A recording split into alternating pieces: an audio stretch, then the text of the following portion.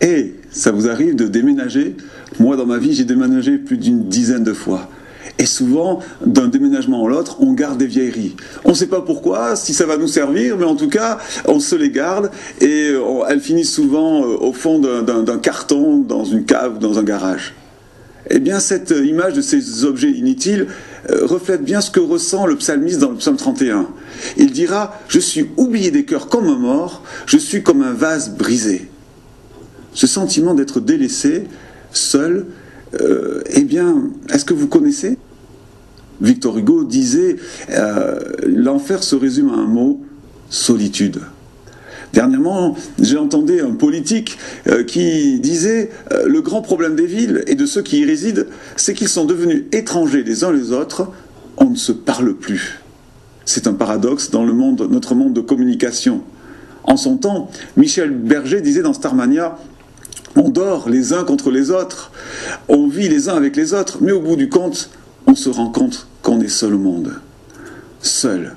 Seul dans la vie, seul dans la foule, seul, juste peut-être bonsoir, bonjour dans les cages d'escalier ou dans l'ascenseur, mais finalement on se retrouve seul, particulièrement le soir, lorsque les enfants sont couchés ou les amis sont partis.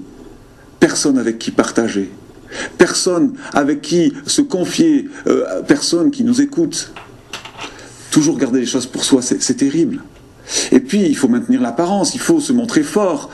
Que vont dire les autres s'il fallait que j'avoue que ça ne va pas, que j'avoue ma solitude? Et même dans un couple, on peut se sentir seul. Nos conversations se limitent à des banalités, sans une véritable communion. Nous avons besoin de fraternité. Nous avons besoin de nous apprécier, de nous connaître, d'apprendre de l'un de l'autre, d'avoir des moments de détente, de partager un repas, mais aussi de partager nos cœurs, nos joies, nos fardeaux. Nous avons besoin de parfois même nous dire la vérité avec amour, pas pour nous détruire, mais pour nous construire. En fait, nous avons besoin d'une église, d'une communauté où on partage ces valeurs. Alors nous sommes heureux de vous accueillir ici à monéglise.net et les internautes qui sont autour de vous peuvent partager leurs commentaires. Mais rien ne remplace la réalité de la chaleur humaine.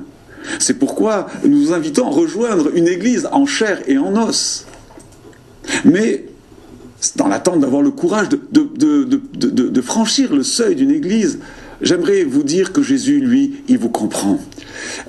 Il connaît vos luttes profondes et il dira, nous est dit dans les prophètes, « Éternel, tu me sondes et tu me connais, tu sais quand je m'assieds et quand je me lève, tu comprends de loin ma pensée. » Cette solitude, en tout cas, Jésus l'a vécue. Il était seul à Gethsémane, il était seul face à ses accusateurs et seul face à l'agonie de la croix. Et comme si l'abandon de ses disciples, de ses amis n'était pas suffisant, il a connu la séparation d'avec son Père. Alors dans nos moments de solitude, c'est important de savoir que quelqu'un nous comprend, que Jésus nous comprend. La Bible dit qu'il compatit à nos faiblesses, parce qu'il a été éprouvé à tous égards. Je ne vous parle pas donc d'un Dieu lointain, loin de nos réalités quotidiennes, mais d'un ami qui nous comprend, d'un bon berger qui prend soin de nous et qui restaure notre âme. Et non seulement il nous comprend, mais il est capable de nous secourir. Faites appel à lui, faites-lui confiance. Le prophète Isaïe disait, si l'Éternel m'abandonne, si le Seigneur m'oublie, une femme oublie-t-elle l'enfant qu'elle allait? N'a-t-elle pas pitié du fruit de ses entrailles? Quand elle l'oublierait, moi, je ne t'oublierai pas.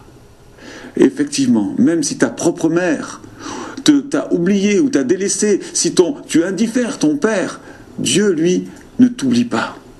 Alors, chers internautes, faites avec moi cette prière. Jésus, secours-moi. Secours-moi dans ma solitude. Viens remplir le vide de mon existence. Tu peux guérir mon cœur et apaisir mon âme.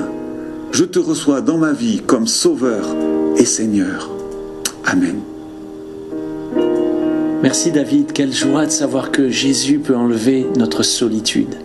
Il est venu, il a expérimenté cette solitude mon Dieu, pourquoi m'as-tu abandonné seul, sans Dieu, portant tous nos péchés sur le bois de la croix, expérimentant cette solitude quand ses disciples l'ont renié, l'ont abandonné ou même vendu. Il a pris tout cela pour que nous ne soyons plus jamais seuls. Vous qui ressentez cette solitude et qui voulez dire aujourd'hui, oui, ce message était pour moi, cliquez simplement sur ce bouton qui est là sur le côté, je réponds à l'appel. Et je crois que